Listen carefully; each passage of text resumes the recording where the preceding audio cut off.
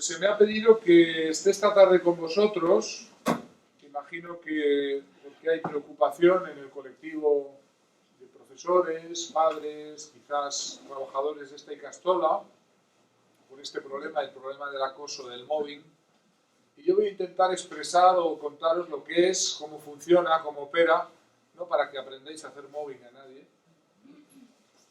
Algún psicópata acaso aproveche para hacerlo. Pero para que entendáis qué es y hasta dónde llega este fenómeno, y sobre todo es un taller dirigido a cómo salir adelante del problema, cómo se puede luchar eficazmente por erradicar el acoso psicológico en el ámbito del trabajo, el denominado mobbing, que es un problema que desgraciadamente ocurre muy específicamente en organizaciones como las vuestras, que llamamos pertenecientes al tercer sector, que es el de ONGs, cooperativas, organizaciones que denominamos ideológicas y que desgraciadamente también con mayor prevalencia sucede entre estas organizaciones. Yo quiero empezar por esta idea que os he planteado acá. La neutralidad no es indiferencia.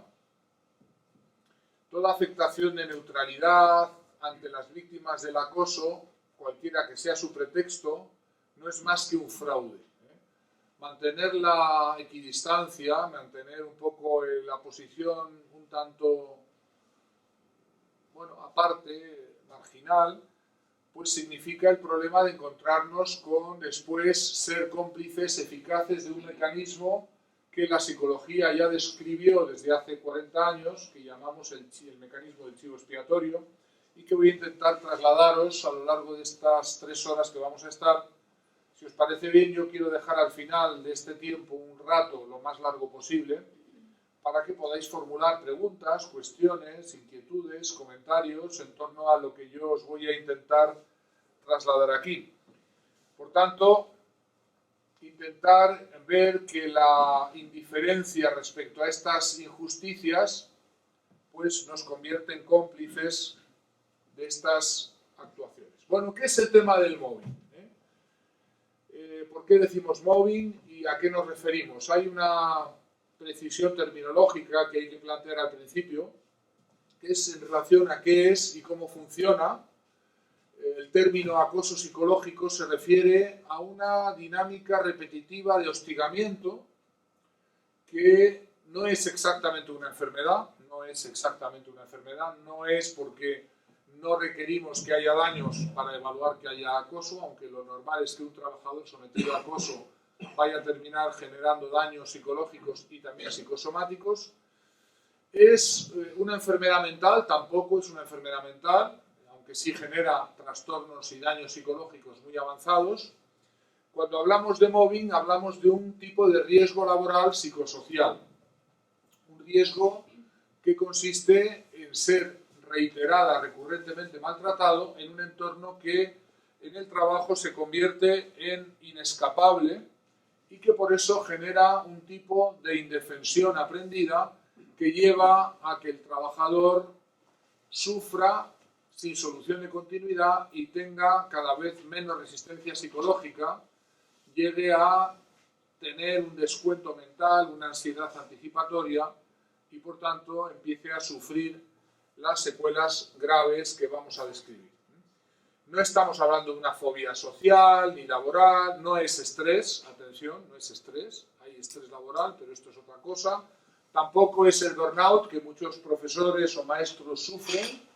En vuestra profesión es muy típico el terminar con un problema de síndrome del trabajador o del profesor quemado, pero no es lo mismo. Tampoco es exactamente una depresión, no es un trastorno de la personalidad y tampoco son trabajadores delirantes, locos, paranoicos. Para nada estamos hablando de esto. Tenéis que saber que desde el año 2010 ya nos costó, ¿verdad? Pero después de muchos años de insistir en la necesidad de regular este problema del mobbing, en el Código Penal está penado y aquí está el Código reformado del 173 del Código Penal, dice: el que mediante reiterado y grave acoso degrade o consienta que se degraden las condiciones de trabajo de una persona, afectando dicha degradación, derechos laborales o integridad moral, será castigado con pena de prisión de 6 meses a 1 año, etcétera, con la agravante de si además hay relación de superioridad, además habrá entre 1 a 2 años de inhabilitación. Por tanto, si alguien en vuestro trabajo os hace mobbing, sabed que está incurriendo en un delito penal desde el año 2010 que puede ser imputado y puede ser encarcelado e inhabilitado.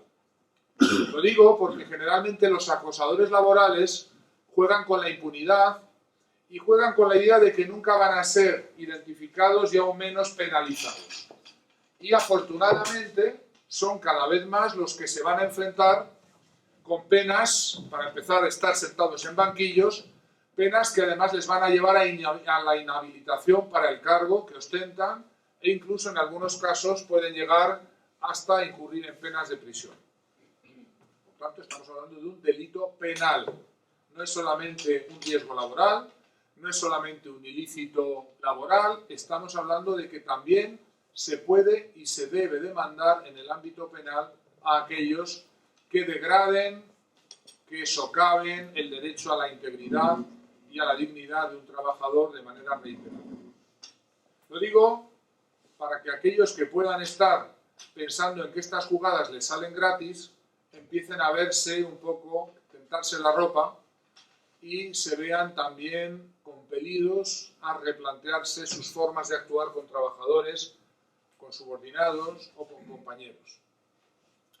¿Por qué no hay todavía muchas condenas? Bueno, porque muchos trabajadores ignoran que es un delito penal y siguen pues acudiendo a la inspección de trabajo, siguen acudiendo pues a la legislación laboral, a ver un poco cómo se puede plantear esto desde la propia legislación de derechos laborales, y también hay que decir que en algunos casos extremos hay que empezar a pensar en imputar y demandar penalmente.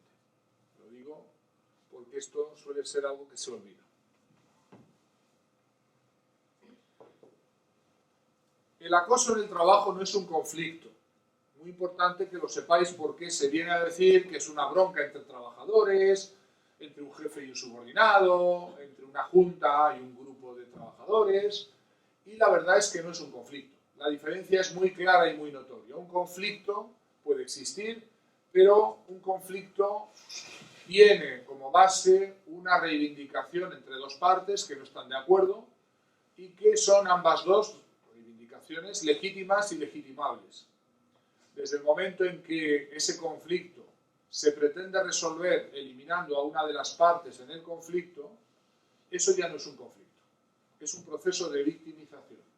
En el caso del mobbing, del acoso laboral, es un proceso de victimización que puede causar víctimas muy graves, que puede terminar con la propia salud laboral, con la propia vida del trabajador. Hemos conocido trabajadores que no han resistido estas situaciones, y también con enfermedades muy graves que son las que después pueden causar, lógicamente, una baja definitiva en ese trabajador.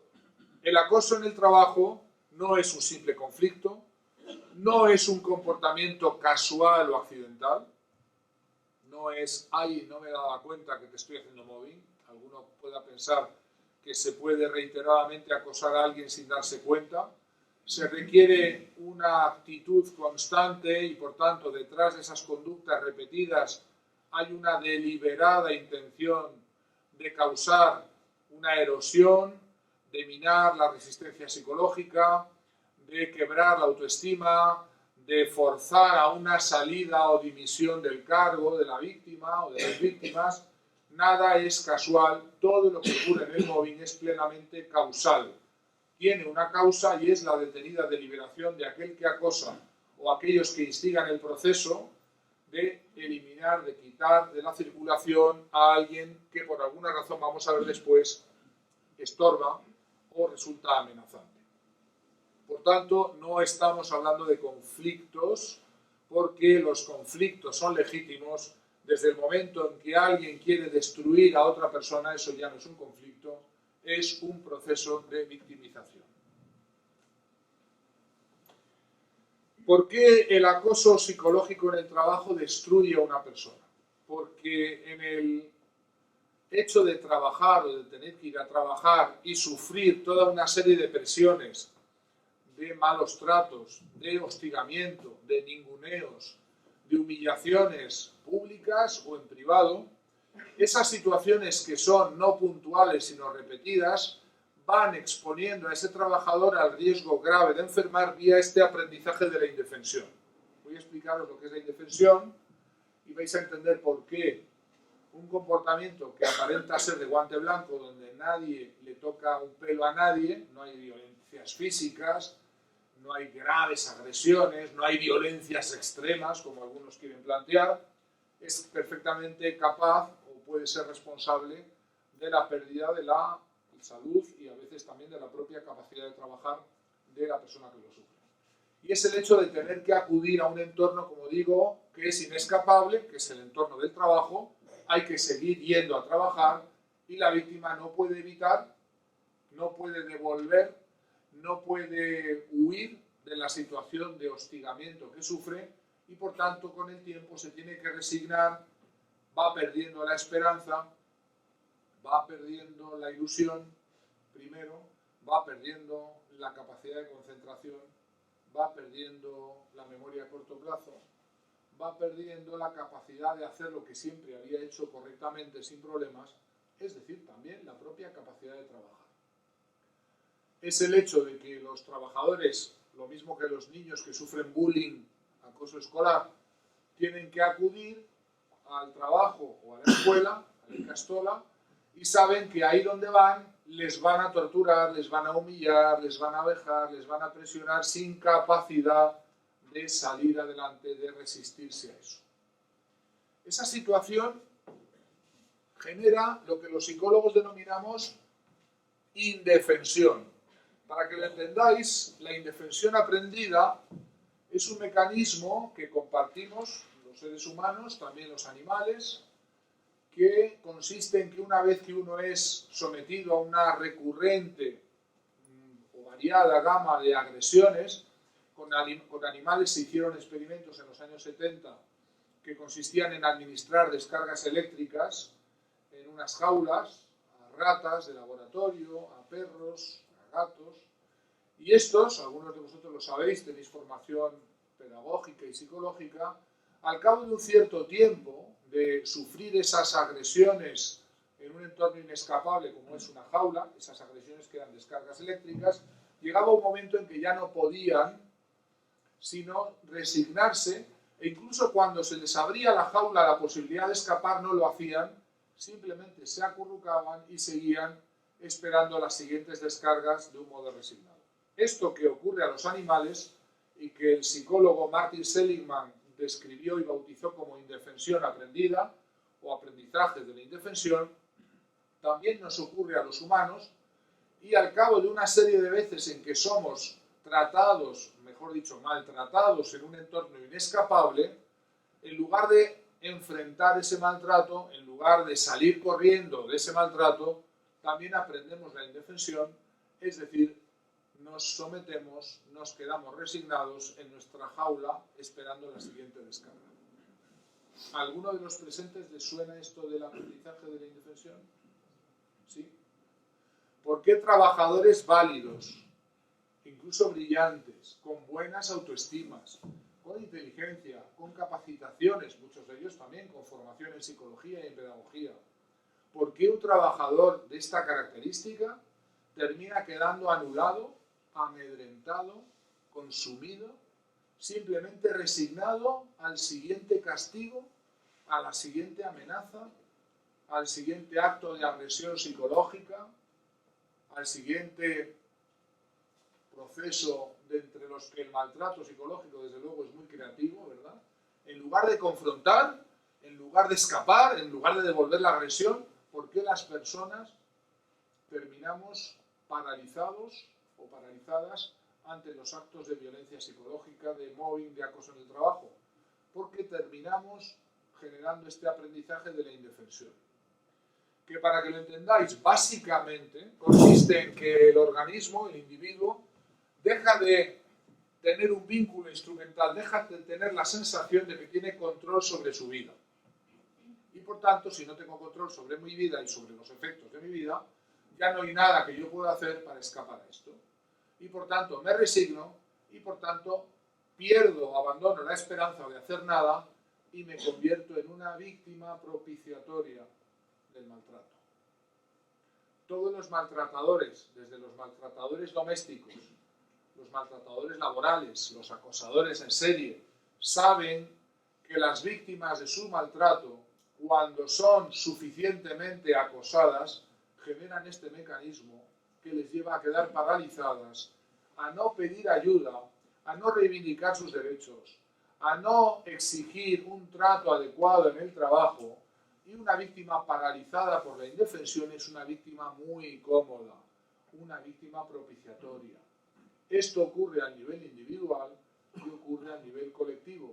Y esto, queridos amigos, desactiva las redes de solidaridad, las redes de los trabajadores de solidaridad entre sí, las redes de compañeros de trabajo que ya cada uno se encomienda a su suerte individual, cada uno se cree solo en este infierno y precisamente ese aislamiento individual de cada uno de estos que son víctimas del maltrato, esto es en lo que consiste este infierno laboral en que el mobbing termina convirtiendo a trabajadores normales, a amigos, a personas solidarias, en seres que buscan la supervivencia. Es lo que llamamos en el mobbing el síndrome de supervivencia, sálvese quien pueda. ¿A algunos de los presentes les suena esto? ¿Sí? Sálvese quien pueda. Esto es como reaccionan muchos lugares donde hay mobbing, donde hay maltrato. Cada uno reza, espera ingenuamente que no le toque, mira a otro lado cuando le toca al de lado, mira a otro lado cuando nuestro compañero o compañera está sufriendo acoso, pensando en que mientras él esté sufriendo el proceso de maltrato a mí no me va a tocar. Y el hecho es que tarde o temprano la rueda va volviendo y lo que antes no te afectaba termina afectándote a ti. Solamente que ahora a su vez los compañeros que están a tu alrededor también reaccionan del mismo modo contigo. Es decir, miran a otro lado, es decir, se convierten en lo que llamamos testigos mudos. ¿Conocéis testigos mudos? Gente que sabe lo que está pasando pero miran a otro lado. Gente que no es que no conozcan, no es que no saben nada, es que no quieren saber nada. No es que cuando el juez les llama, anda que no hemos visto juicios de mobbing, donde los trabajadores que inicialmente habían prestado su consentimiento a acreditar las conductas de mobbing de las que habían sido testigos, de repente pierden la memoria, de repente ya no se acuerdan, de repente te dicen en privado, compréndeme, estoy entre la espada y la pared, tengo familia, tengo hijos, tengo miedo a que me ocurra. Todo esto es normal, es el efecto habitual del maltrato, de la recurrencia de ese maltrato, del aprendizaje de la indefensión y de la propagación del convidado de piedra en el mobbing, que siempre es el miedo. Allí donde hay mobbing siempre hay miedo. Miedo a decir lo que pasa, miedo a reivindicar, miedo a exigir derechos laborales, miedo a declarar lo que está ocurriendo. Y el miedo es un efecto de la intimidación. Y la intimidación es un comportamiento casual, la intimidación es un comportamiento deliberado entre aquellos que buscan intimidar, que buscan amedrentar, que buscan someter, sabiendo que el miedo rompe la solidaridad grupal, produce individuos aislados, atemorizados, indiferentes unos respecto a la suerte de los otros, es decir, un grupo fácil de manejar, un grupo de corderos. ¿Os acordáis del silencio de los corderos? Este silencio de los corderos que callan uno detrás de otro, esperando simplemente que a cada uno le toque su momento, su suerte. ¿Esto que os cuento suena? Imagino que sí a algunos, quizá no a otros, quizá algunos puedan pensar que esto solamente ocurre en las películas o que solamente está en los libros que yo he escrito sobre mobbing. Quizá los más antiguos del lugar puedan contarnos después cosas que han vivido. Cuando alguien sufre mobbing, acoso laboral, No penséis que se levanta un día de la cama y dice, anda, creo que me están haciendo mobbing en el trabajo. Esto no funciona así, lo mismo que los niños acosados no se levantan un día y dicen, mamá, en el cole me están haciendo bullying. Esto es una pretensión un poco utópica, ingenua. Lo que primero hace el organismo de un trabajador sometido a este continuado maltrato, a estas vejaciones, a esta intimidación, es representar ese proceso de victimización a través de una transformación que los psicólogos llamamos psicosomática, una conversión de ese miedo, de ese terror, esa incapacidad de explicarse lo que pasa, se termina convirtiendo en, de repente, unos extraños dolores, extrañas afecciones somáticas, corporales, que no tienen base física, que no tienen como origen una enfermedad, pero que sí tienen el proceso que he contado, continuado, reiterado, de maltrato, y que el cuerpo en primera instancia representa simbólicamente en forma de todo tipo de afecciones, dolores, enfermedades curiosas, dermatológicas, gástricas, que primero son leves, y atención, después con el tiempo se van agravando, y que no tienen causa, y subrayo esto, en virus, bacterias, problemas genéticos, tienen causa en el tipo de agresión recurrente externa que el sujeto está viviendo y que su cuerpo representa en forma de afecciones, de reacciones psicosomáticas. El acoso, el mobbing, la violencia psicológica, al no poderse verbalizar, se somatizan y generan cuadros graves de estrés postraumático. Ahora veremos de qué va esto del estrés postraumático. Produce alteraciones emocionales que la víctima va a tener y por la que las víctimas aparecen en su entorno laboral como personas inestables, locas, conflictivas, problemáticas, y esa desestabilización inducida por el proceso de acoso le viene muy bien a los que acosan porque se convierte en una profecía autocumplida.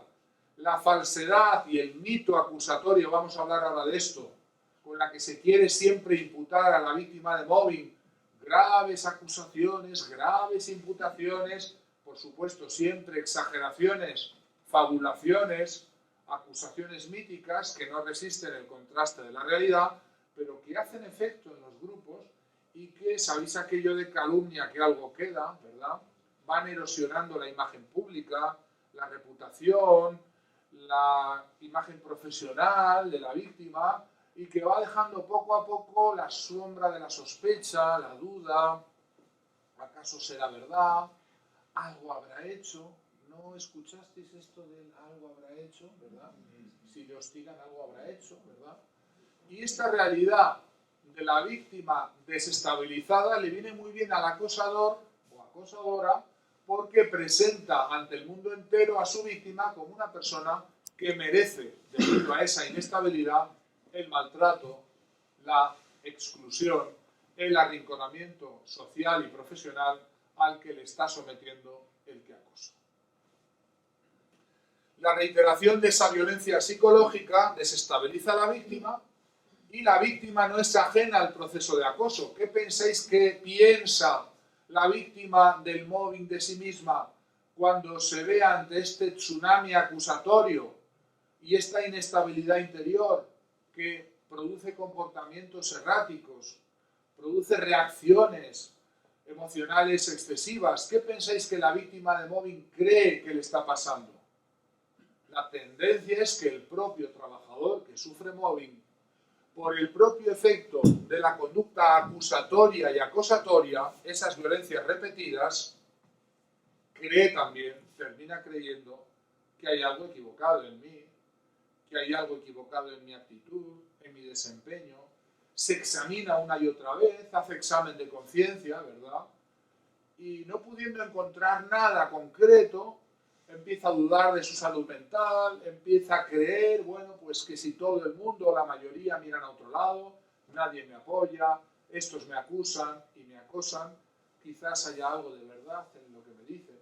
Pero sobre todo, víctima de esa desestabilización interna, emocional, empieza a creer que tenían razón aquellos que le acusaban de ser problemática, inestable, no buena para el trabajo, sobre todo desde el momento en que su propio desempeño laboral empieza a verse afectado, primero por la pérdida de la fe, de la ilusión, de la motivación, por supuesto que se pierde esto, pero después por la pérdida de la capacidad de concentración, de la memoria a corto plazo, por los errores que empieza a cometer ahora ya sí de verdad, porque esa desestabilización emocional le lleva a cometer los errores que qué bien me viene ahora al acosador, al que instiga el proceso, qué bien porque confirma la acusación mítica que era falsa al principio, comienza a ser medio verdadera, porque ahora sí que la persona ya no puede dar pie con bola en el trabajo, ahora sí que está mal en el trabajo, ahora sí que no recuerda dónde archivó no sé qué cosa, ahora sí que olvida no sé qué plazo, no sé qué reunión con el padre, con aquel chaval, ahora sí que empieza a cometer errores que van a servir para cargársela limpiamente. Es el crimen perfecto. No deja huella. El profesor Lehmann, que es el que primero describió el mobbing en el trabajo, que ya murió poco antes de sacar yo el primer libro, hace ya 16, 17 años, y él solía decir que el mundo del trabajo es el último lugar, el último campo de batalla donde alguien puede matar a otro, matar quiere decir matar, eliminarlo, sin correr ningún riesgo de ser llevado ante un tribunal.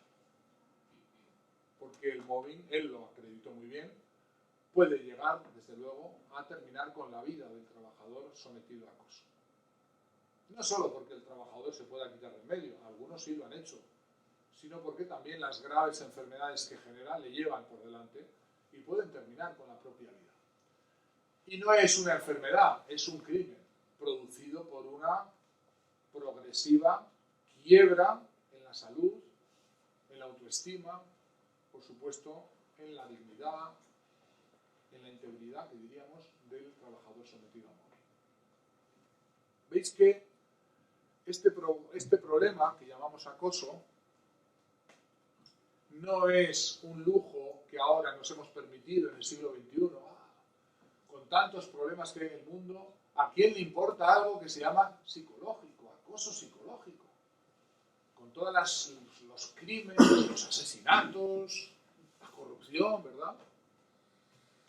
¿Cómo definimos el mobbing? Es un continuado y deliberado maltrato que recibe un trabajador por parte de otro u otros que se comportan de un modo cruel y que consiste, atención esto, consiste en, subrayo esto, comportamientos reales, no inventados. No es una sensibilidad que yo tengo. Claro, es que depende de cada uno. Escucharéis frecuentemente a los acosadores y a sus abogados defensores decir que cada uno es muy sensible o que cada uno considera esto o lo otro mobbing, olvidando que el acoso laboral, el mobbing, no es una cuestión subjetiva, se refiere a comportamientos de hostigamiento que son frecuentes, recurrentes y sistemáticos, no cosas que ocurrieron alguna vez, comportamientos que ocurren sobre una base frecuente, muy frecuente incluso, tan frecuente que la víctima, como un gota a gota, entra en una tortura psicológica. Aquel que os diga que el mobbing es subjetivo y que depende de las percepciones de cada uno, miente. O desde luego ignora, pero además deliberadamente alguno, que la base, el sustrato de lo que es el riesgo de sufrir acoso es un sustrato bien real, basado en conductas bien reales, que no son imaginaciones, por supuesto, ni delirios del trabajador que lo sufre, que están en la realidad y que se llaman comportamientos o conductas. Los que tenéis formación pedagógica o psicológica sabéis que una conducta se define por el hecho de que es observable. Y claro que se puede observar el mobbing, claro que se puede observar. Algunos pueden hasta observar las amenazas directas, los correos electrónicos, las solicitudes de que quítate del medio para poner a otro, o a ponerme yo, o a mi amiga, o a mi chati, o a mi amante, o a mi familia, ¿verdad? Amenazas directas, procesos inculpatorios, difamaciones, acusaciones falsas, malos tratos directos a gritos, prohibiciones de hablar a alguien o de hablar con alguien, órdenes de excluir a este o al otro, asignaciones de trabajos a buhardillas, a sótanos, a lugares recónditos donde nadie pueda encontrarse con la víctima. Diréis, ¿cuántas cosas, verdad? Es que la variada gama de conductas de mobbing que puede sufrir un trabajador, a veces es que yo desarrollé el primer test en español, castellano, para evaluar el mobbing, la escala Cisneros, con 43 conductas, pero bueno, como siempre te quedas corto. Los acosadores son tan creativos que inventan siempre nuevas conductas para poder destruir a alguien que no imaginaríais qué creatividad puedan tener. No os voy a contar casos e instancias porque en la anécdota nos perderíamos las 3 horas. Pero son conductas. Y esas conductas tienen como base el hecho de que son deliberadas. Atención a esto. No se puede hacer mobbing sin querer. ¿Por qué?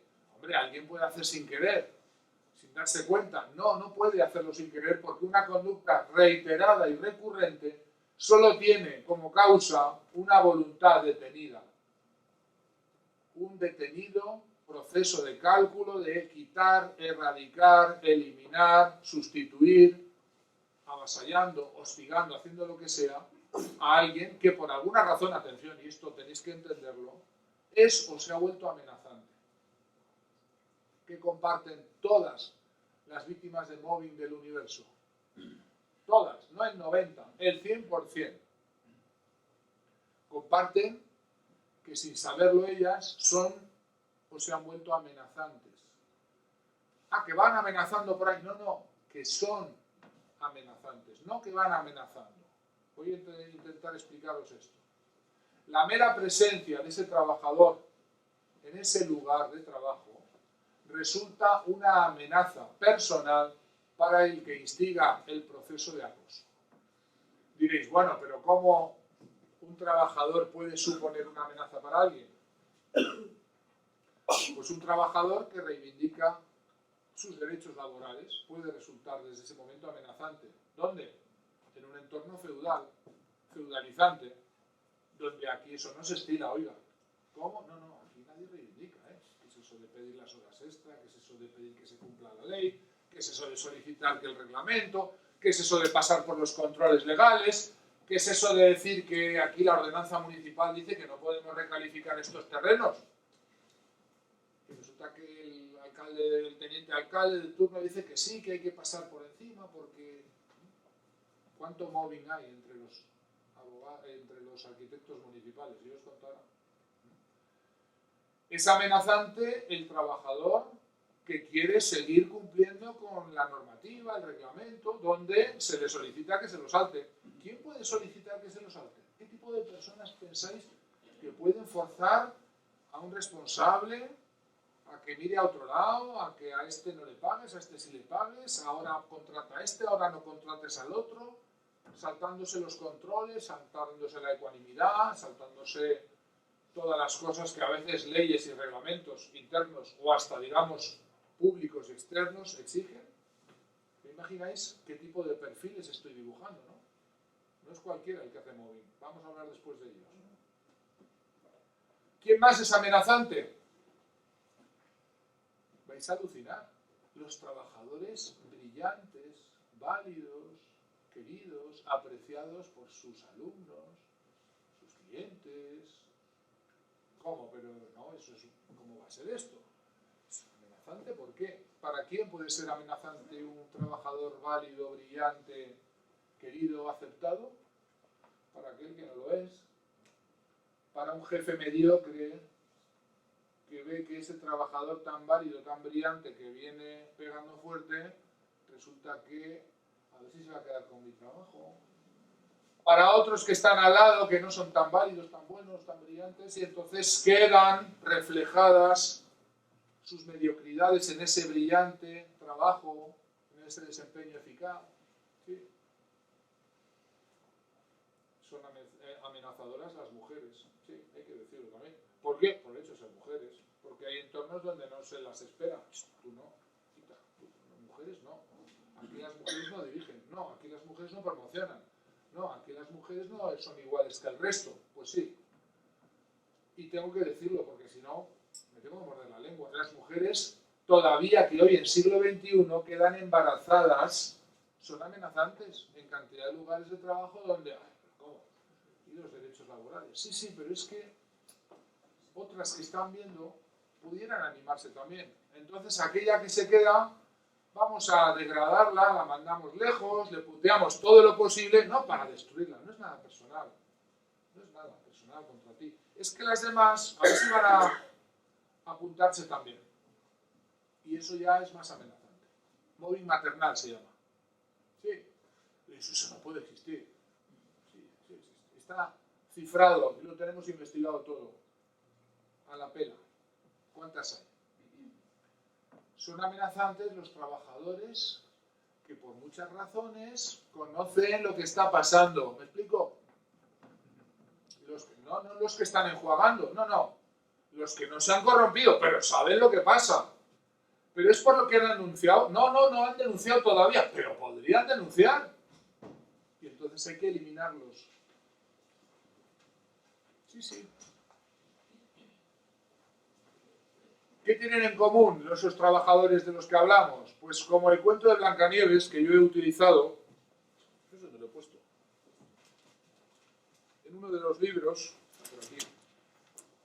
Si a alguien le interesa cómo funciona el mobbing, que lea este libro, se llama Por si acaso te acosan. Unos minutos para la publicidad. Lo tenéis en internet, lo podéis bajar de Amazon, está también el ebook. Veis que este libro tiene en la portada una mano con una manzana. ¿Os suena un poquito de algún cuento lo de la manzana? Sí, ¿no? Blancanieves, ¿qué es el cuento de Blancanieves? Yo les cuento a los trabajadores acosados cómo es su vida desde el momento en que una madrastra se mira en el espejo y pregunta, espejo, espejito mágico, ¿hay alguna más bella que yo? Y el espejito mágico de la realidad le dice, sí, claro que hay una más bella que tú, esta o este. Y entonces es a por él. ¿Quiénes son los individuos que se miran en el espejo? No, todos nos miramos en el espejo, ¿no? En el espejo psicológico, ¿quiénes son esos individuos que los psicólogos detectamos como muy problemáticos, fuente de todo tipo de problemas, que se miran en el espejo? ¿Cómo se llaman? Venga, los psicólogos del grupo. ¿No? ¿No hay psicólogos aquí? ¿Algún psicólogo ahora? ¿No? ¿Cómo se llaman? No, narcisistas. Narcisistas. Espejo, espejito mágico. Dime si hay alguna más bella. Y entonces, alguna siempre hay que funciona mejor, que tiene más éxito, que tiene el aprecio, el reconocimiento, y es cuando viene el proceso de ir a por esa persona. A por quiere decir eliminarla. Por algo positivo, ¿eh? Nunca ninguna madrastra laboral va a ir a por una Blancanieves porque es torpe, fea, estúpida, inepta. Si lo fuera, no habría que hacerle mobbing, ¿entendéis? Que alguien que no funciona en el trabajo no hay que hacerle mobbing, ¿sí? A ese se le puede eliminar limpiamente. Hay que desestabilizar, empujar, presionar, acosar a aquel o aquella que es la Blancanieves, que es la que me estorba, para lo que sea, para yo brillar más, o para yo, vamos a ver cuántas otras posibilidades. De todas maneras, en el origen siempre hay este intento de eliminar a alguien que resulta amenazante, pero la amenaza procede no de quién es el trabajador, sino de qué tipo de personalidad enfermiza está en el origen del proceso de acoso. Y normalmente, ¿quién es el promedio de acosador laboral? Un jefe mediocre, inoperante, activo, torpón, sin cualificación, sin medios ni capacidades de liderar, y que por tanto debe sustituir esas no capacidades por el miedo, la intimidación, el látigo, y el funcionamiento feudalizante basado en la intimidación, el amedrentamiento y el miedo, y que saca la mano a pasear, ¿verdad?, contra un trabajador subordinado que es válido, que es brillante y que le resulta personalmente amenazante. Este instigador del proceso de acoso es como una madrastra del cuento que se mira al espejo y descubre que hay alguien amenazante. A partir de ahí, fijaos que el cuento describe muy bien cómo funcionan los procesos de acoso. ¿Qué hay que hacer para eliminar a la Blancanieves? ¿Recordáis lo que dice el cuento? ¿No? Tenéis que repasar, ¿eh? ¿Sois profesores? ¿Vuestros cuentos? ¿Blancanieves? No, la manzana viene luego. Estás despistado con el dibujo. ¿Qué viene al principio? No sabéis el cuento. Que le llevan al bosque, ¿no? Que le violan, no. No habéis leído el cuento. ¿Nadie sabe el cuento de Blancanieves? A ver. ¿Qué pasa después de, sí, Blancanieves es la más guapa? ¿Qué hace la malvada madrastra? Un encarguito. ¿Encarguito? ¿A quién le encarga? ¿A quién de lo más alto? Al cazador. Fijaos que el cuento no dice, le encargó a uno que pasaba por allí. A un soldado, no. A un cazador. ¿Qué hacen los cazadores? Venga, ¿cuántos sois cazadores aquí? Levantad la mano. Sí, hay seguro, ¿qué cabrón? ¿Veis? Alguno hay. Pero vosotros cazáis con chimbera, ¿no? Pero cuando el cuento de Blancanieves no había chimberas, ¿qué había? ¿Cómo se cazaba toda la vida a los animales? Poniendo trampas, ¿ok? Esa es la técnica principal del acosador. Poner trampas. Pero el cazador no es un acosador. ¿Qué es? ¿Qué es el cazador? Profesional de eso, ¿no? ¿Quién instiga el proceso de acoso? La madrastra. ¿Quién va a acosar? El encargado de, por orden de. ¿Entendéis la diferencia entre el que instiga el proceso y el que participa en el proceso? Eso pasa en el mobbing. Unos ordenan y otros ejecutan. No siempre el que instiga el proceso es el que luego participa en el proceso. Aprended esto, que el cuento de Blancanieves describe muy bien. Y el cazador es un experto en cazar, normalmente con trampas, ¿verdad? Pero el encargo que recibe el que va a hacer el mobbing no es asesinar a la Blancanieves. ¿Qué pone en el cuento? ¿Qué orden recibe? Sí, dilo más alto. Tráeme el corazón de la Blancanieves en una caja. ¿Qué os parece eso? En una urna, dice. Una cajita. ¿Le habéis contado el cuento a los hijos alguna vez? Sí, ¿no? ¿Imagináis que está durmiéndose el crío y le contáis? Y entonces le dice el cazador, tráeme el corazón, arráncale el corazón y tráemelo en una caja. Eso es un cuento para críos, ¿verdad? O sea, gore por lo menos, de gore para arriba es, ¿no? No, es el proceso que hay detrás. ¿Qué es esto de arrancar el corazón y traérmelo? ¿Qué significa eso? Pues un psicópata, como el asesino de Opioid, que los ha degollado, los ha troceado, los ha metido en bolsa, luego se ha comido una pizza, se ha echado la siesta y ha retransmitido, parece ser que por WhatsApp al compadre en Brasil lo que ha hecho. O sea, es un psicópata sangriento, ¿no? No. ¿Qué es eso de arrancar el corazón? Es acabar con la autoestima. La seguridad en sí misma. Eso es lo que consiste el mobbing. Arrancarle el corazón es arrancarle la autoestima, la dignidad, la seguridad, el desempeño, todo lo que es bueno en la víctima. Y tráemelo. ¿Por qué tráemelo? ¿Qué quiere hacer? ¿Guisárselo? Porque el acosador necesita eso. Poseer eso que no tiene de la víctima. ¿Vais entendiendo esto? Bueno. Primera estrategia, tráeme el corazón y tráeme una cajita. Parece que no funcionó. Primera estrategia. Es la primera estrategia del móvil. Cuando falla esa, ¿qué cuenta el cuento? Segunda estrategia.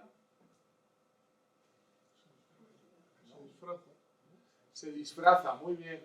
El instigador se disfraza ¿de qué? ¿De qué se disfrazan los acosadores? Siempre. De buena intención, ¿verdad?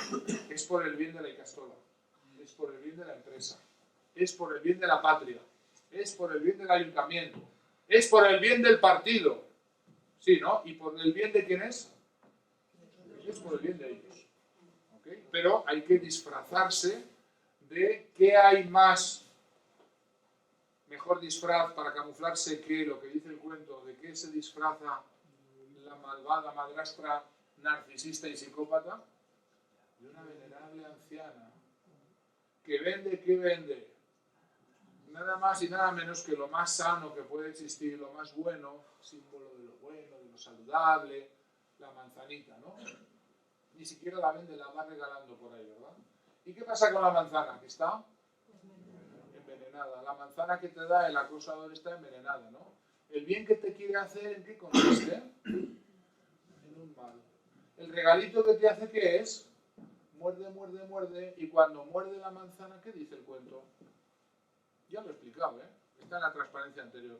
¿Qué le pasa a la víctima cuando muerde la manzana? ¿Qué cuenta el cuento? Vais a tener que repasar esta noche el cuento. Sí, todos suspensos, ¿eh? Es a pecar todos. A ver, que se queda dormida, no. ¿Qué dice el cuento? Cayó paralizada. En un sopor, dicen algunas versiones. Paralizada. Oye, qué bien explicado está. Es lo que pasa con las víctimas. Caen paralizadas. La indefensión aprendida. Cuando la víctima muerde el mensaje de inculpación, de acusación mítica, que en nuestra simbología tradicional cristiana, la manzana es la culpa, muerde la manzana, queda paralizada por la culpa. ¿Y quién queda paralizado por la culpa se defiende? ¿No? Reivindica su derecho, ya está bien, no me maltrates, es la última vez que me dices esto, la última vez que me amenazas, la última vez que me intimidas, no admito más presiones, no. La persona que queda paralizada ya no se defiende, ¿no? ¿Qué hay mejor para un acosador narcisista extremo, maligno, psicópata, que una víctima paralizada, ¿no? Bueno. ¿Qué más lecciones nos da el cuento de Blancanieves? Os da, que tenéis que repasar, ¿eh? Esto, un poco flojo andáis en esto. ¿Quién ayuda a las víctimas? ¿Quién ayudó a las víctimas en el cuento? A esta víctima del móvil, de la madrastra. Los enanitos, los 7 enanitos, ¿no? ¿Y esos quiénes son? Los enanitos que habéis visto en la peli de Disney. Venga ya. ¿Qué es eso de los enanos? Los seres... ¿Dónde viven los enanos? Por ahí, ¿no? Fuera del sistema, ¿no? Están marginados, fuera. Los que están ya abandonados, ¿no? ¿A qué se dedican? Dice, cuente a lo que se dedican, ¿no? A la minería. ¿No? Los seres deformes, estigmatizados, excluidos y que se dedican a las profesiones marginales, no, lo siguiente. Esos son los que ayudan a las víctimas de mobbing. Los que están tan mobiliados como ellos. Sí. Sí, ¿verdad? Los que sois víctimas de mobbing sabéis quién ayuda y quién no ayuda, ¿no? Sí, hay alguna víctima por aquí que ha venido invitada, ¿eh? No voy a decir quién. Ya sabéis lo que es. El que ya conoce lo que es. Ese es el que puede solidarizarse con. Los demás, pues son testigos mudos. A mí no me ha pasado, espero que no me pase. Si le hacen mobbing será por algo, algo habrá hecho. Cuando el río suena, agua lleva. Etcétera. Hay muchas lecciones, ¿no? Del cuento de Blancanieves. Básicamente una, que es la Blancanieves, oye, ¿qué ha hecho para merecer esto? ¿Qué hizo? Buscar la causa del mobbing, de este continuado y deliberado maltrato, y no podéis encontrar nada. Porque no es nada que la víctima haya hecho, sino es lo que es o representa para el que instiga el proceso. Ya sabéis más de mobbing que el 95% de los inspectores de trabajo. Que se hace la picha un lío con esto de quién tiene razón, las versiones, unos dicen una cosa, otros otra cosa, quién creemos, de dónde viene, de dónde va. Esto desgraciadamente era una práctica habitual. Cuando había demandas por mobbing, el inspector de trabajo convocaba a la víctima supuesta y al supuesto acosador y los careaba. Bueno, si es que la víctima llegaba, porque normalmente tenía unos ataques de pánico que no llegaban ni a la reunión. Y el acta que levantaba era, pues eso, que no coinciden las versiones. Faltaría más, ¿no? La ingenuidad bautismal. Pretender que el acusador confiese que le está haciendo mobbing a su víctima. No, por favor, si es mi mejor trabajadora. Pues si nos llevamos fenomenal. Uy, por favor, ante el ataque de pánico de la víctima, ¿no? ¿Vais viendo?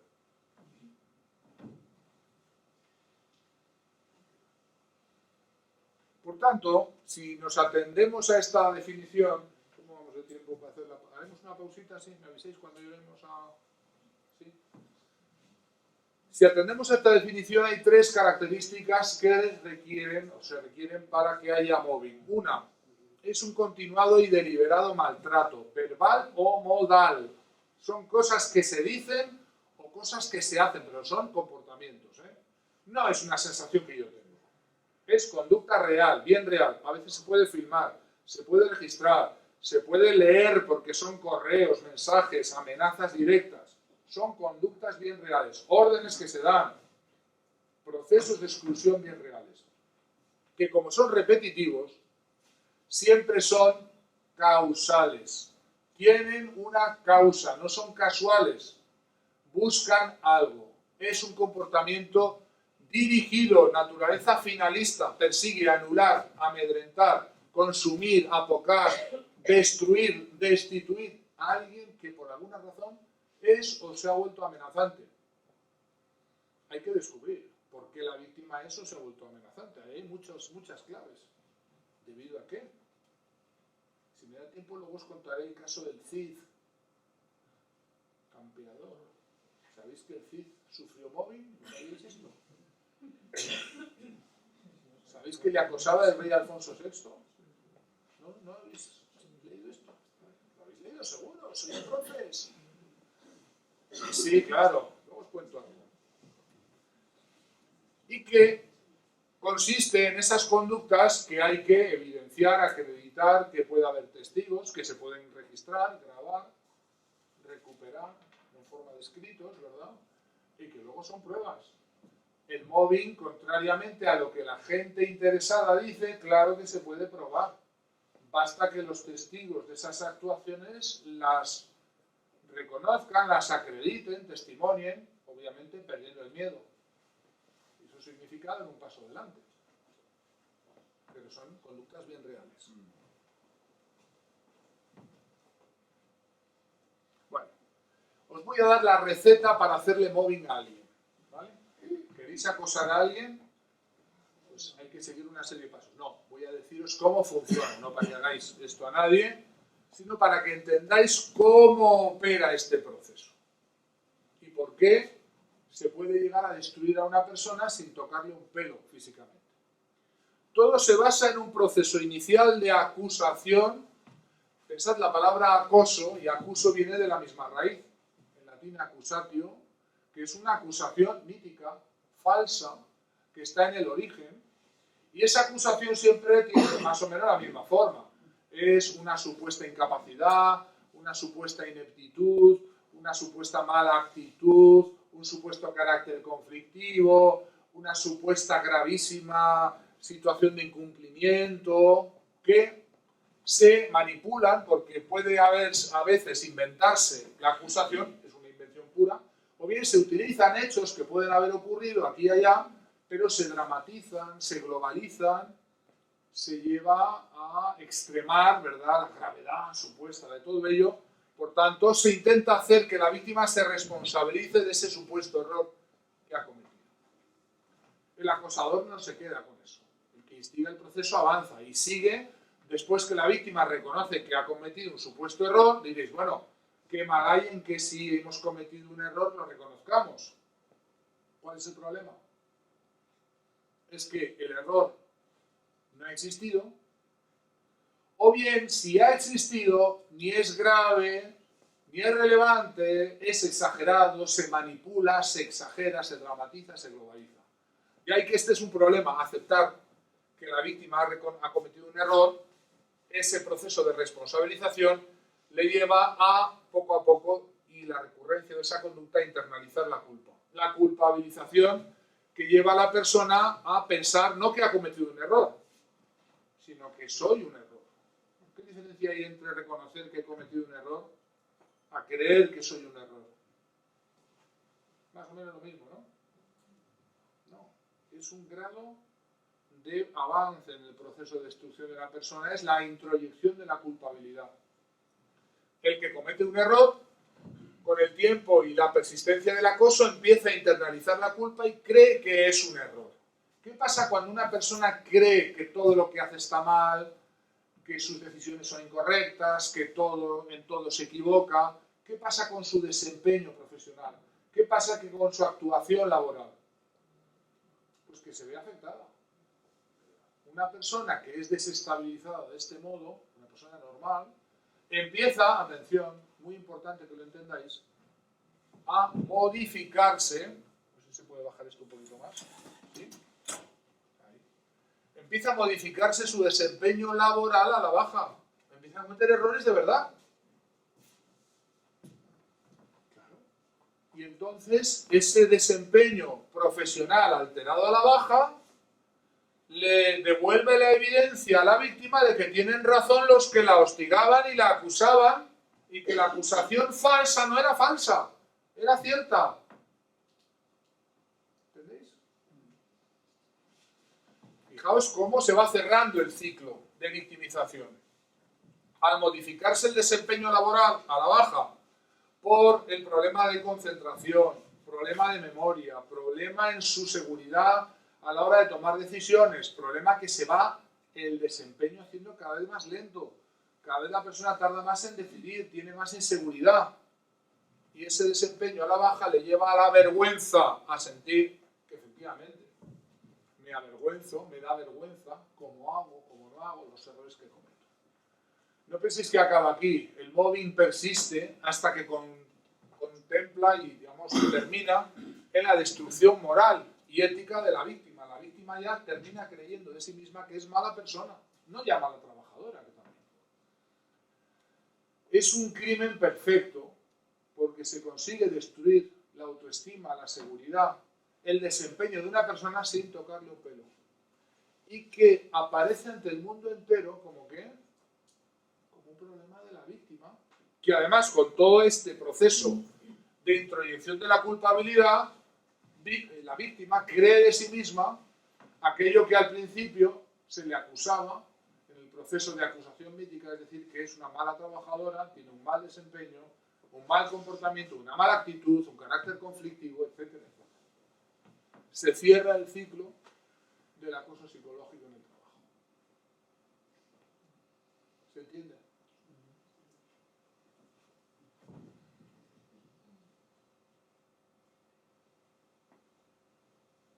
Bueno, aquí tenéis ejemplos muy concretos de conductas de mobbing, por si alguno no visualiza qué puede ser. Pues ahí lo tenéis, intentar someter o eliminar a una persona de su puesto de trabajo, usando maquinaciones contra ella. ¿Despedir a alguien es mobbing? No. ¿Maquinar para destruir y eliminar a una persona de su puesto de trabajo? Sí. Desestabilizar emocionalmente a alguien mediante todo tipo de estrategias, buscando que exploten. Atacar sistemáticamente a alguien criticando destructivamente todo cuanto hace en su trabajo. Todo está mal. La víctima de mobbing no hace nada bien. Todo esto está mal, de saque. Maltratar verbalmente a alguien mediante amenazas, gritos, insultos, maltrato verbal, para minarla psicológicamente, menoscabando su dignidad. Deteriorar deliberadamente el rendimiento de una persona. Hostigarla mediante acusaciones falsas acerca de su trabajo. Inducir a una persona a cometer errores. Destruir su reputación personal, lanzando bulos, calumnias, difamaciones, historietas,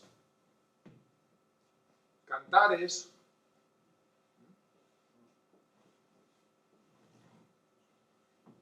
Forzar a una persona a un abandono prematuro o ilícito de su puesto mediante coacciones o amenazas. A veces la persona termina dimitiendo, pero es debido a la situación de presión y de hostigamiento que sufre.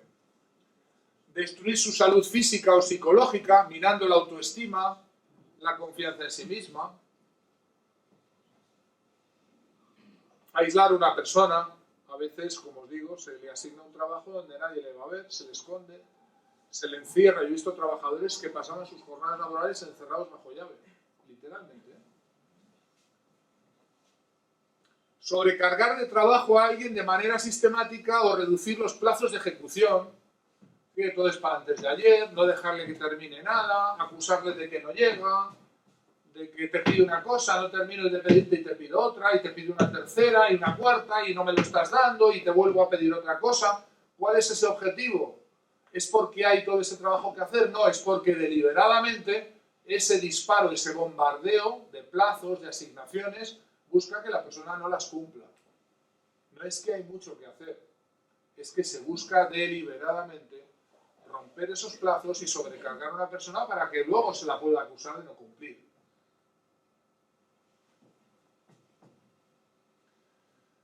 Dejar a una persona sin nada que hacer. Pensaréis que esto es una ciencia ficción, ¿no?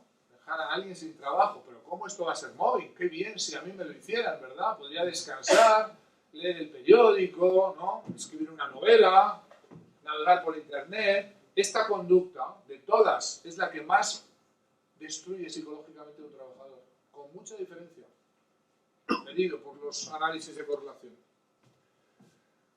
Alterar el entorno de la persona envenenando a sus compañeros de trabajo contra ella. Oh, esto es un arte. Tú no sabes lo que va diciendo de ti esta, la víctima. Oh, ahora te cuento y cantar lo que me ha dicho. Y ahora no sé qué. Oh, esto, los psicópatas son artistas de esto.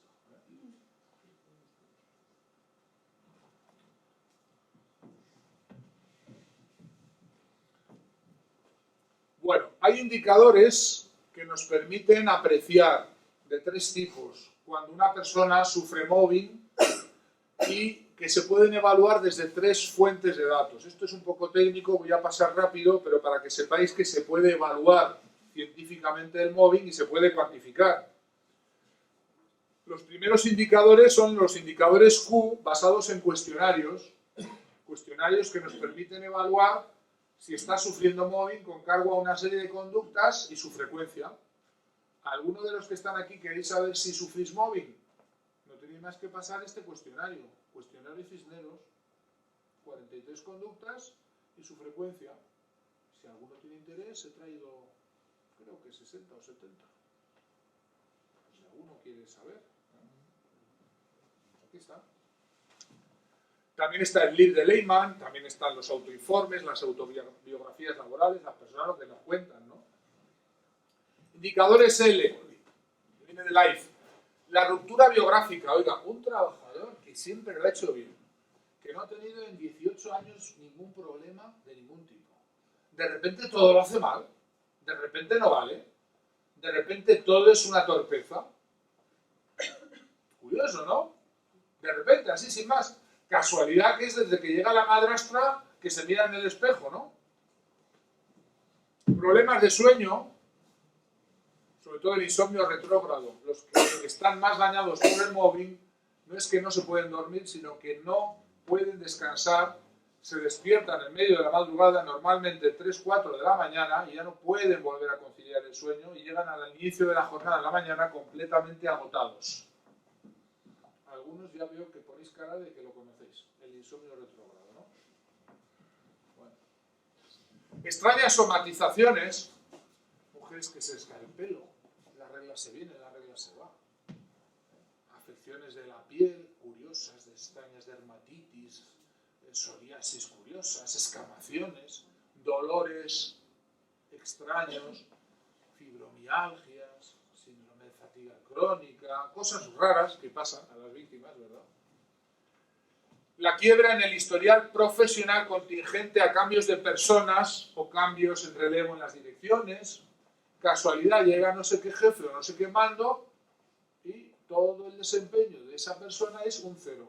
Sobre todo en los lugares donde se hacen evaluaciones del desempeño, ¿verdad? La performance appraisal, ¿verdad? Y resulta que desde que ha llegado ese nuevo jefe, oye, el trabajador este XY, que todo era una evaluación buena o favorable o normal, es que es un 0 todo. Curioso, ¿no? Hay que preguntarse. Indicadores. ¿Qué pasa ahí? Los indicadores que nos pueden dar mobbing a través de checklists. Por ejemplo, el aislamiento social no voluntario. Personas que de repente la gente se les aparta, nadie habla con ellos. ¿Por qué nadie habla con ellos? Pues es peligroso. Si me ven a hablar o tomar un café o ir a comer con esta o con la otra, igual me va mal mi carrera o mi futuro, o que me renueven o que no me den permiso, lo que sea. La estigmatización o el señalamiento. La reacción de unanimidad del todos contra uno es característico de los casos de mobbing muy avanzados. El rechazo social, los testigos mudos. ¿Qué son esto de los testigos mudos? Pues los que saben lo que pasa, pero no puedo hablar, tú me entiendes, no me pongas en un brete, ¿verdad? La culpabilidad especialmente de las víctimas y la victimización secundaria. Esto es muy típico, la víctima de mobbing no solamente no es ayudada por los que debiéramos ayudarla, sino que además cargamos a la víctima con que, claro, es que tú algo habrás hecho, ¿verdad? Algo eres o algo has hecho. ¿Cómo vamos de tiempo? ¿Sí?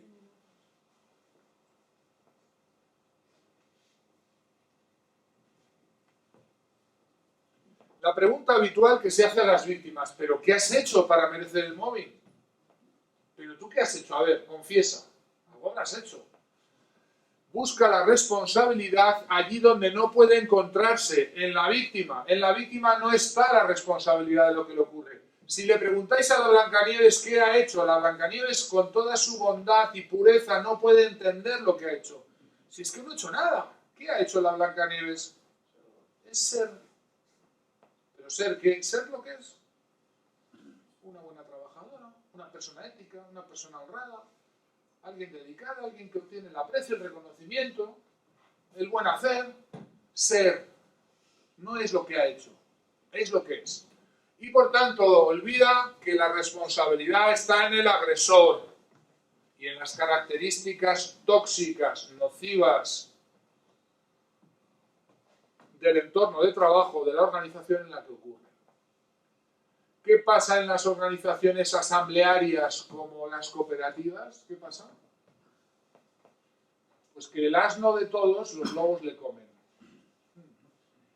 Y nadie decide, y todos decidimos, y llega uno o algunos que son los que se lo llevan al agua.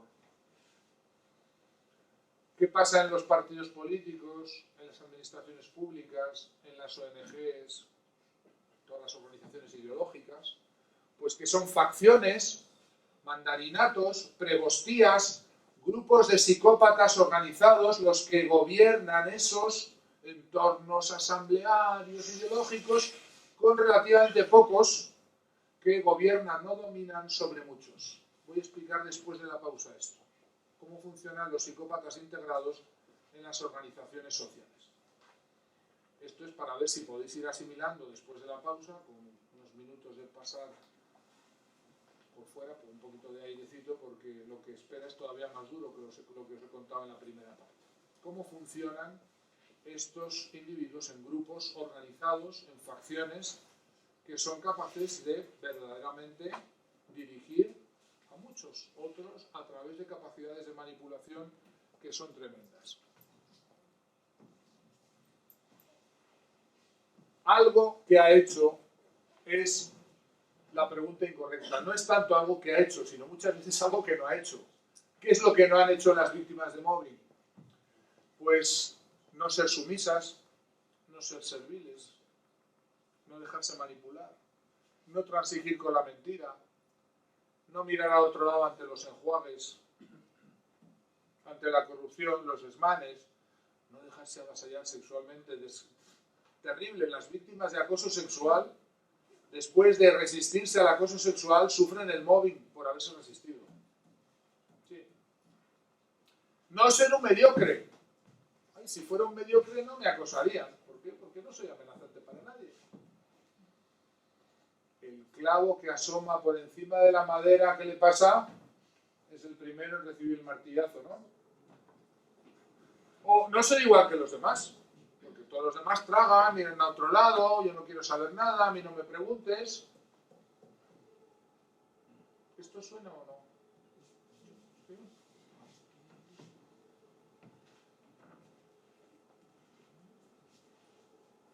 cuando preguntamos a las víctimas, estos son estudios cisneros, esto no es a ojo de buen cubero.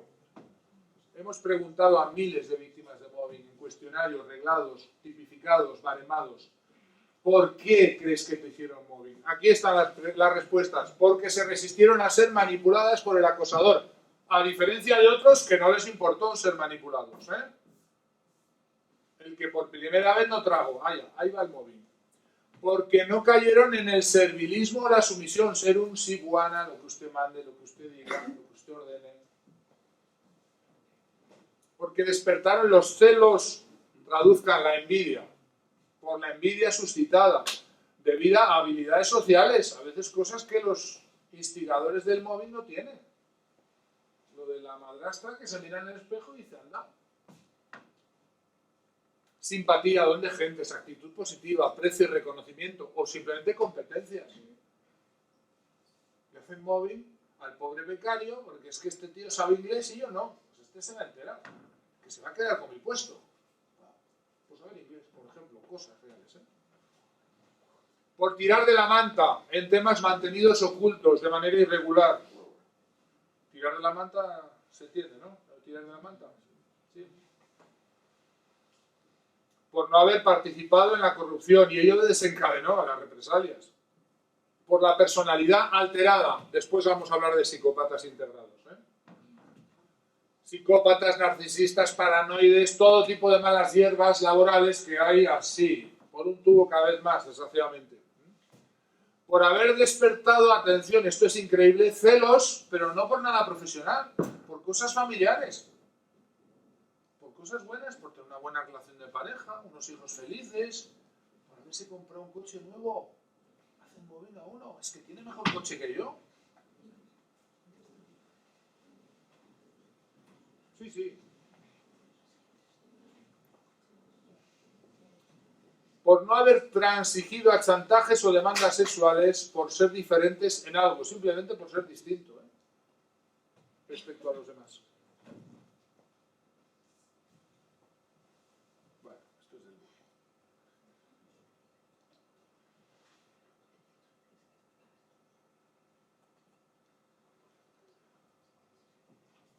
¿Cómo vamos de tiempo? ¿Hacemos una pausita?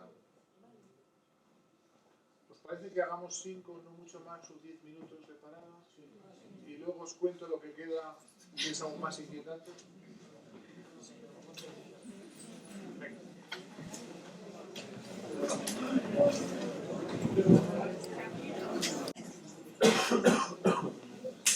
Bueno, vamos a continuar. Quiero contaros algunas cosas más de teoría. A fuerza del tiempo que tenemos, que es limitado, pues tendremos que dejar muchas cosas porque yo también quiero que vosotros podáis formular preguntas, cuestiones, aquello que os llame la atención o que queráis profundizar más.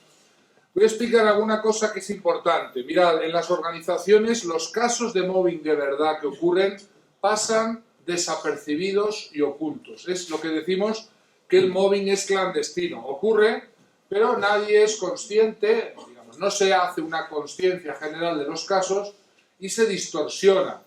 Se dice a veces que es incompatibilidad de caracteres, que es un conflicto, que es mero estrés laboral, que son problemas de liderazgo, que faltan habilidades sociales, que son estilos de mando inapropiados en el acosador, que quizás son estilos autoritarios, que es que la dirección no tiene experiencia, que hay tensiones, conflictos entre partes, que la víctima tiene problemas familiares, que la víctima tiene problemas mentales, a la que después se le propone que dimita o que se coja la baja laboral, ¿verdad?, por esos problemas.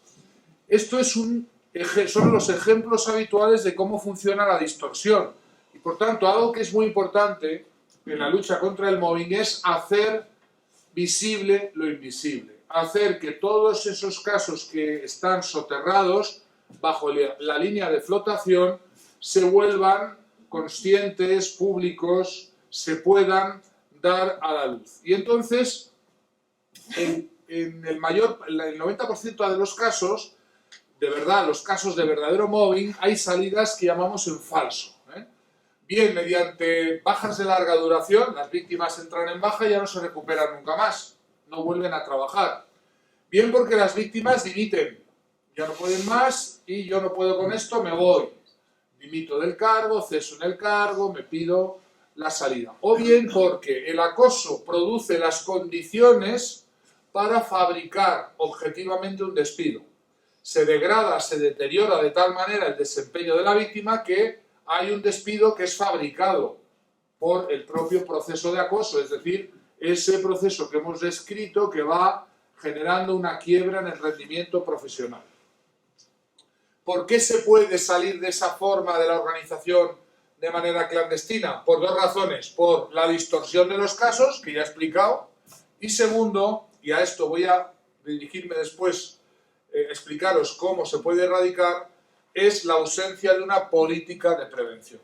Y en los casos de distorsión y de clandestinidad de mobbing se ven favorecidos porque no hay políticas de prevención, no existen protocolos anti-mobbing, es decir, una organización no tiene los medios de instruir internamente las quejas, las denuncias, los supuestos casos y por tanto las víctimas se ven obligadas o bien a marcharse, o bien a callarse, o bien a judicializar los casos. Como no se pueden trabajar desde dentro de la organización, dentro se produce el miedo, se transforma el miedo en somatización, en bajas por enfermedades psicológicas, en un problema de incomunicación, en una dimisión interior que yo llamo, y a esto dediqué un libro que se llama así, La dimisión interior, que es cómo los trabajadores que están en este entorno terminan estando en su trabajo de cuerpo presente, pero de mente ausente. Están simplemente a un nivel nominal, cada vez más desconectados, cada vez más disociados, cada vez más ajenos a todo lo que pasa, alienados, diríamos es la palabra. Entonces, ¿a qué hay que dedicarse si queremos erradicar el mobbing de una organización? A realizar auténticas políticas de prevención y a implantar lo que llamamos protocolos de prevención y de intervención. Todos los acosadores laborales se prevalen del hecho de que en sus organizaciones no va a ocurrirles nada. Están fuera de ser identificados, de ser, detectadas sus prácticas de acoso, porque la organización es vigilante y proactiva en esa vigilancia. Y entonces la primera recomendación que hay que hacer en estos casos es que la organización, a través de sus representantes sindicales, por supuesto, cuando hay voluntad política por parte de la institución, desde la institución y desde el cuerpo social, se implementen protocolos anti-mobbing. ¿Qué es esto de protocolos anti-mobbing? Voy a intentar explicároslo brevemente antes de que pasemos a las cuestiones que os puedan urgir más que tratemos. Bueno, las políticas anti-mobbing de la organización, todas ellas, tienen que dejar claro que los trabajadores tienen todos ellos derecho a ser tratados con dignidad, consideración y respeto, y que el acoso psicológico, el mobbing, va a ser tratado siempre como una conducta inaceptable e inadmisible. Por tanto, que no hay patentes de corso, no hay vacas sagradas, no hay personas intocables en el sentido de que, bueno, pues puedan tener derechos de pernada o derechos feudales o derechos a maltratar por el hecho de su cargo. Por tanto, esta política principal rectora de cualquier proyecto anti-mobbing tiene que estar clara en ese protocolo que nosotros solemos proponer a las empresas y organizaciones. Las fases para implementar estos protocolos son muy sencillas. Hay que hacer un diagnóstico y evaluación de la organización, qué está pasando, hay que plantear la intervención, crear el protocolo, implantarlo y luego hacer un seguimiento y evaluación a través de verificar con cuestionarios tipificados y reglados que no se está produciendo casos de acoso. Y esta implantación de protocolos anti-mobbing tiene una herramienta fundamental para poderse seguir en el tiempo, que es hacer periódicamente una evaluación de lo que llamamos riesgos laborales psicosociales, que es obligatorio por ley realizar, y que hay un incumplimiento generalizado de esta obligación legal de evaluar todos los riesgos psicosociales, incluidos el riesgo de mobbing, también un riesgo que os afecta mucho, el estrés, y otro que os afecta mucho más, que es el burnout, el síndrome del trabajador, del profesor quemado. Son elementos que permiten medir y hacer aflorar los casos en estos grandes riesgos psicosociales, el barómetro Cisneros. ¿Qué es un protocolo de prevención antimobbing? Es un documento de carácter escrito que se desarrolla desde la institución, vamos a suponer desde la junta de accionistas o de cooperativistas en una cooperativa, y junto con, hay que subrayar, la representación social, es decir, los trabajadores. Son estas dos grandes partes las que deberían ponerse de acuerdo para implantar un protocolo de este tipo, y un protocolo de este tipo compromete a todos los trabajadores con independencia de su nivel. Todos están involucrados en respetar este procedimiento y en ser conscientes de que no vale ninguna patente de corso, no valen zonas de impunidad, no va a respetarse ninguna posición o vaca sagrada. Establece con claridad la posición de la institución, en este caso sería la cooperativa. ¿Qué es lo que la institución, la cooperativa, entiende respecto al problema del mobbing? Pues entiende seguramente que es inaceptable y que no puede permitirse, punto. Y que se van a poner todos los medios para luchar contra esta lacra y se van a establecer procedimientos de actuación temprana y procedimientos de evaluación y de prevención. Un protocolo antimobbing define qué es y qué no es mobbing, para que no haya dudas, poniendo ejemplos concretos de lo que es y de lo que no es, para esclarecer y dejar claro a todo el mundo. Proporciona cauces de intervención temprana, muy importante, porque si no las víctimas o se tienen que resignar o se tienen que callar y aguantar, o si no, no les queda más remedio que ir a judicializar sus casos o marcharse. Establece una regulación sancionadora del mobbing. Es decir, cuando un caso se instruye y se evalúa como acoso, no queda impune, sino que se va a sancionar a aquellos que practican estas conductas con la máxima gravedad, porque estos son comportamientos muy graves. Un protocolo de prevención contra el mobbing busca primariamente prevenir que no haya mobbing y solamente secundariamente busca intervenir, evaluar, instruir y sancionar. Pero en los lugares donde implementamos protocolos anti-mobbing, los casos de mobbing desaparecen, tienden a desaparecer no porque los acosadores se hagan buenos, sino porque se vuelven, obviamente, precavidos y se rompe con la impunidad. Un protocolo antimobbing desarrolla la obligación legal que tiene la institución.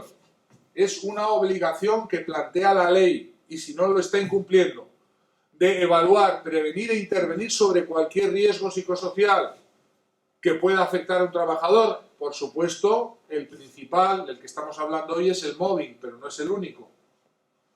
Asegura y protege al denunciante, muy importante, porque aquel que plantea la queja o aquellos que acreditan la queja no pueden ser luego perseguidos por el hecho de denunciar o por el hecho de participar en la acreditación de las conductas de acoso.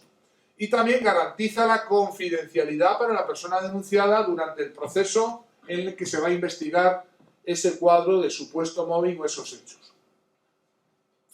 El protocolo establece y define de forma precisa un procedimiento con sus plazos de actuación, con sus garantías, con quién va a participar y qué instancias van a evaluar interna o externamente los casos de acoso.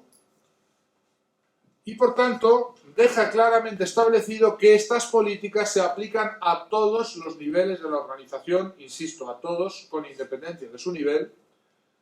Se deja claro que el mobbing va a establecerse como una falta grave de disciplina y que todos los trabajadores están embarcados, involucrados y cargan con la responsabilidad de sus actuaciones. No hay zonas de grises o de impunidad y declara muy taxativamente ejemplos de qué comportamientos no van a ser adecuados, no pueden ser aceptables en el desarrollo del trabajo en la organización.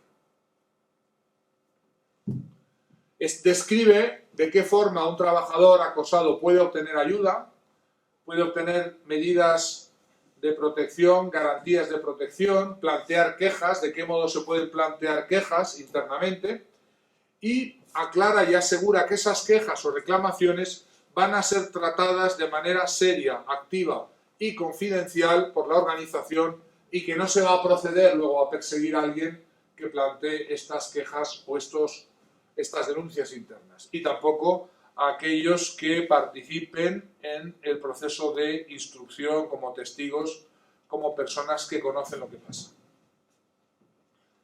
Hay como 4 partes importantes de la implementación de un protocolo anti-mobbing: establecer los principios del protocolo, cómo va a ser el procedimiento de instrucción, el órgano de instrucción. Hay decisiones a tomar respecto a si va a ser un órgano interno o si se confía a una organización externa. Nosotros participamos generalmente como evaluadores, como instructores, en organizaciones que piden que haya alguien de fuera de la empresa o de la institución que evalúe técnicamente una supuesta demanda o queja por mobbing. Y se establece también las características del informe de instrucción y qué plazo va a tener esa instrucción, porque estos casos no pueden alargarse en el tiempo. Hace falta limitarlos en el tiempo para evitar que se conviertan en casos prolongados y también para salvaguardar el derecho de las víctimas. En la parte tercera está el procedimiento sancionador, cómo se hace después de que esos casos queden acreditados para sancionar y qué grados de sanciones pueden existir, desde las conductas iniciales o leves o no suficientemente reiteradas hasta las conductas más graves que deben llegar, en nuestra opinión, hasta la sanción más grave, es decir, la salida de la organización de aquellos que acosan con la sanción correspondiente. Y también la divulgación, es decir, cómo se va a divulgar internamente ese protocolo para que todos los trabajadores sepan cuáles son sus derechos, qué es y qué no es mobbing, cómo se puede denunciar, cómo se puede internamente pedir ayuda, qué plazos, qué respeto a una serie de garantías procesales va a haber en este proceso, y también formar a los trabajadores en lo que es y lo que no es mobbing, y también a los mandos, a los jefes, porque a veces suele haber una reclamación habitual, que es que los mandos intermedios creen que porque se implante un protocolo de este tipo ya no van a poder dirigir, mandar, ordenar nada, porque la lucha contra el mobbing supuestamente, algunos creen, les va a evitar el poder dirigir mandando, organizando el trabajo. Bueno, estos son los protocolos anti-mobbing, que son las únicas medidas eficaces para detener el acoso. Si hay casos de acoso, existen porque en esa empresa, en ese lugar de trabajo, las personas que practican el mobbing sienten que no les va a pasar nada, sienten que trabajan con la clandestinidad, de que la víctima no va a denunciar, que los testigos mudos no van a decir nada, que todo el mundo va a mirar a otro lado y que al final el silencio de los corderos funciona. Bien, quiero decir algo más y para eso me vais a permitir que utilice el modelo octogonal que yo he descrito ya muchas veces, que nos ayuda a entender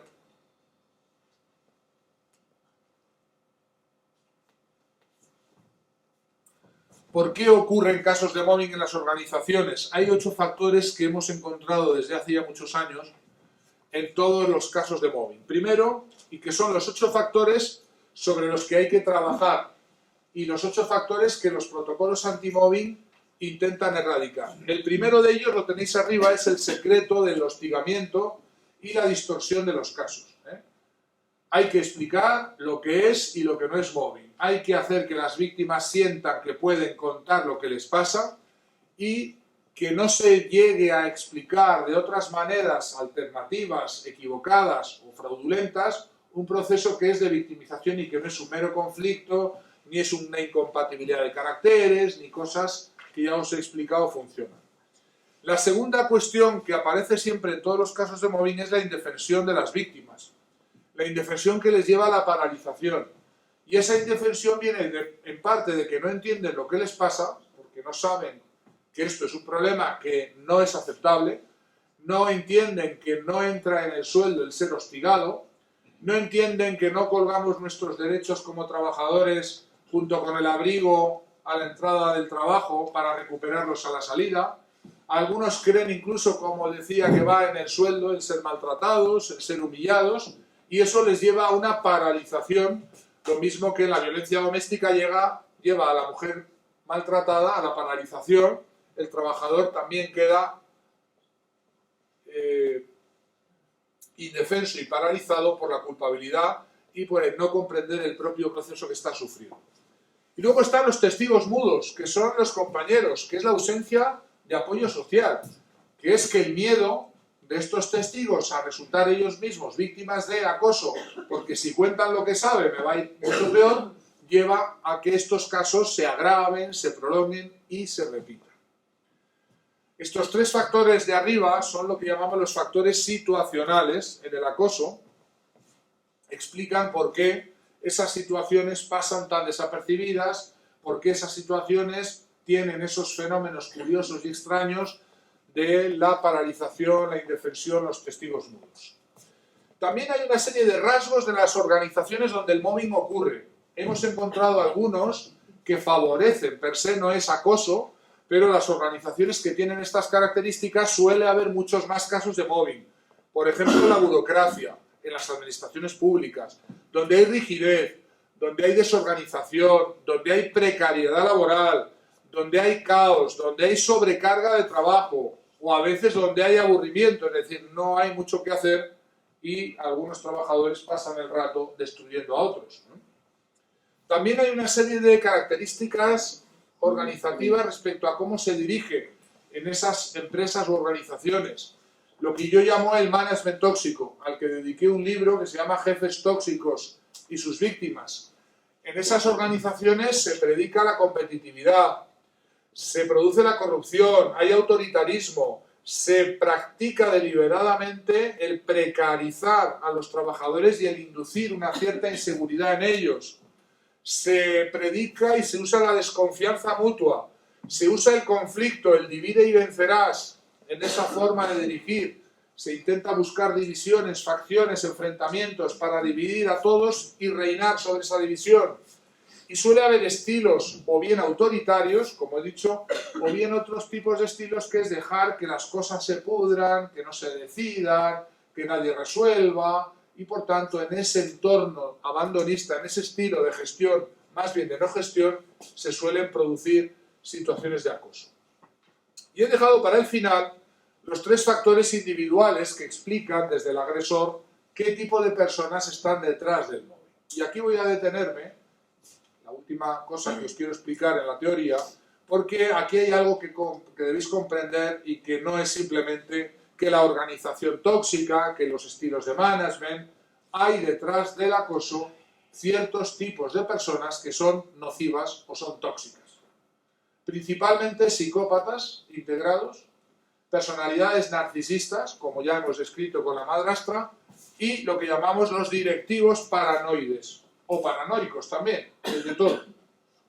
Voy a empezar por los directivos a la defensiva. Generalmente, una persona que practica mobbing como promedio suele ser un jefe, un directivo que pretende camuflar su ineptitud, su mediocridad, su falta de capacitación, su falta de estudios o de profesionalidad para encubrirla a través de la acusación de algún subordinado, de alguien que se va a convertir en chivo expiatorio como forma de camuflar, como estrategia del calamar, emborronar todo eso y atribuir la mala gestión que es de ese directivo paranoide, atribuyéndosela a ese subordinado que pasa por ser culpable universal de todo.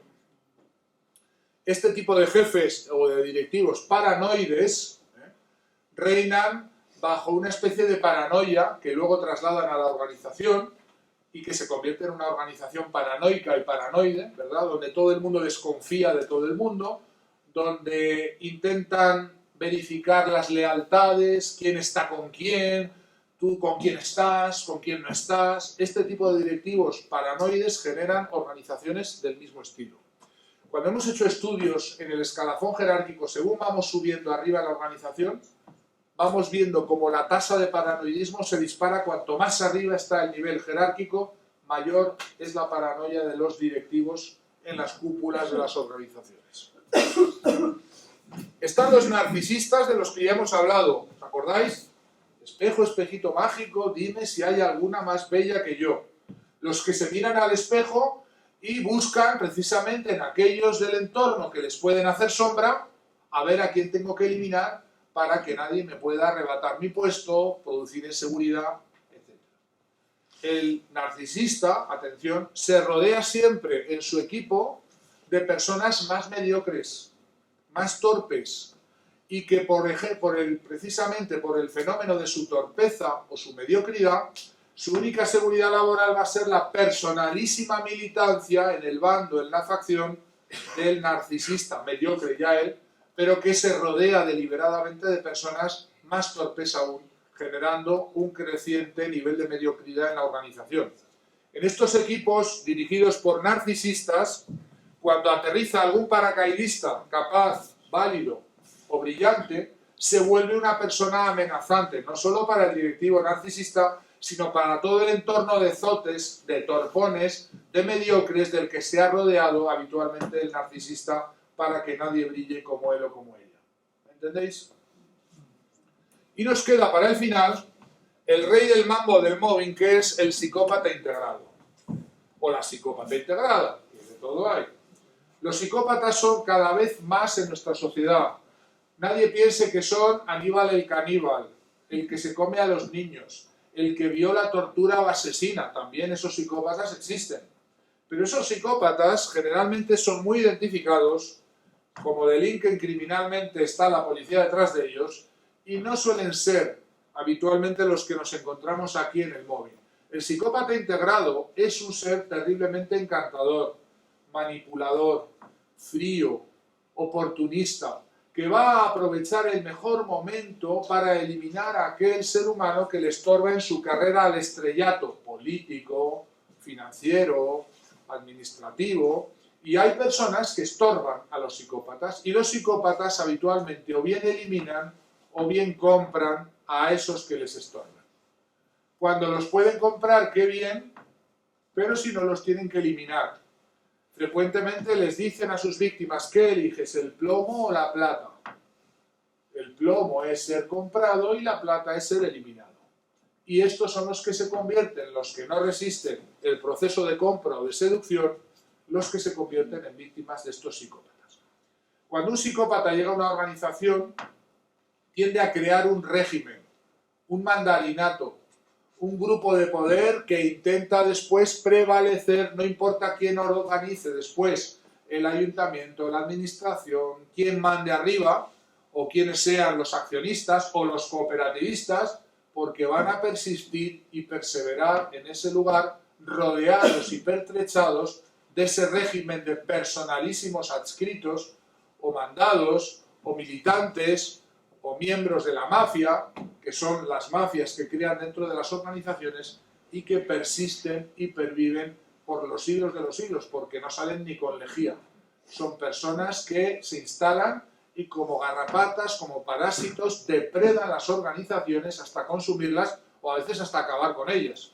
Y transforman a organizaciones válidas, incluso normales, en organizaciones que llamamos socializadas en el mal.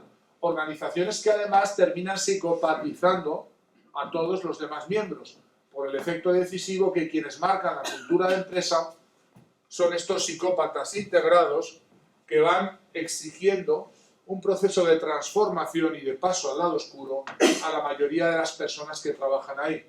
Por tanto, una organización dirigida por estos grupúsculos de psicópatas no tarda mucho tiempo en ir transformando a sus miembros, primero en indiferentes, unos respecto a otros, y después en activos miembros de las clientelas, mafias o regímenes o mandarinatos que van a pervivir a lo largo de décadas y que terminan además después con la propia organización. Estos psicópatas integrados son personas encantadoras. Nadie puede imaginar de ellos que son personas frías, sin moral, sin conciencia, y que son tranquilamente capaces de determinar la muerte profesional, la eliminación profesional de alguien que les estorba, no por nada personal, no es nada personal, es simplemente que me estorba y que tengo que quitarla de medio, y que no importa lo que sea necesario hacer porque no poseen moral, ni remordimiento, ni conciencia, ni sentimientos de culpa. Por supuesto que saben lo que hacen, lo único es que les da igual. Son completamente insensibles porque no tienen más moral que la moral teleológica, la que siempre justifica los medios con cargo al fin que quieren alcanzar, que siempre es un fin egoísta, personalísimo, oportunista, con el que van a operar para medrar y mantenerse en el poder, que es el objetivo de todo psicópata, ascender y alcanzar el mayor grado de poder con el menor coste y la mayor posible duración. Estos son los factores que explican por qué en una empresa, en una organización, en una cooperativa hay casos de mobbing.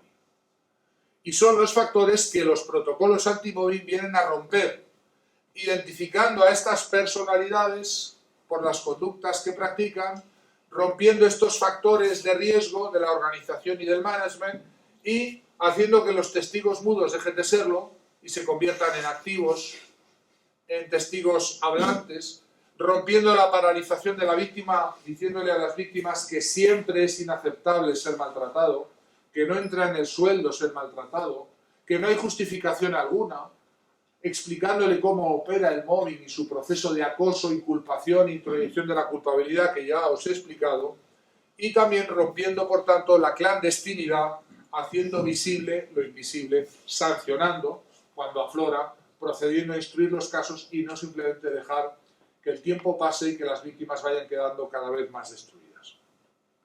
¿Sí? Bueno. Me habéis pedido en la pausa que deje un tiempo para que se puedan hacer preguntas, cuestiones, y entonces yo he pensado, si os parece bien, que las grabaciones queden aquí, se recorten